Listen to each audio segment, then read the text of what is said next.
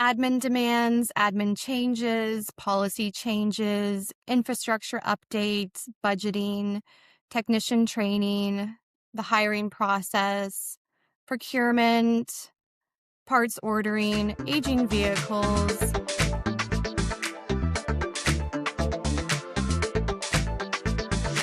Government fleet can be frustrating for many reasons.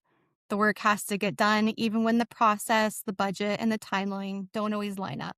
Hi, everybody. I'm Nicole, and I write about government fleet. I am not running a shop, but I do talk to fleet managers and technicians and vendors. And because of these conversations, it got me thinking, what are some of the top frustrations that fleets face today? I'm sure that list could go on for quite a while, but to keep things simple and not too long, I decided to come up with my top 5 fleet frustrations in the public sector. And these are from my perspective, and I'm sure each person has their own top 5 and, most importantly, number 1 fleet frustration. So I'm curious to know what you think of my ranking, and I'd love to hear about yours. Let's start with number 5. Number 5, fleet is only visible when something breaks. When everything is working, departments may not be thinking about fleet. But when a vehicle is down, fleets get immediate questions and pressure, even if the cause has been known for months. A lot of fleet teams spend time preventing problems, i.e. preventive maintenance, which is huge. And that work isn't always visible to everyone else, and it does not get as much attention as it should. Unfortunately, the attention shows up when there is a failure. Number 4, procurement is slow and it affects operations. Public procurement exists for accountability, but it can move slowly. These can have a clear operational need, but the approval steps, bidding requirements, and contract timelines can stretch the process. During that time, fleet still has to keep older vehicles running longer than planned, and that raises maintenance time and cost, and it increases downtime risk. Not something that's very fun for the operation. Number 3, parts and vehicle lead times disrupt plans. Even when a fleet plans well, delivery schedules can change, and it's happened before.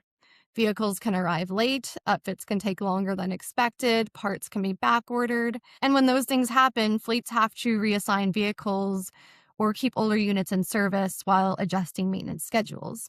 Other departments may just want the vehicle back, but that doesn't always work. In the end, the fleet has to end up managing expectations while also trying to keep service levels steady. Frustration number 2, people oversimplify EV transition. A lot of people treat electrification as a simple purchase decision, which it is not.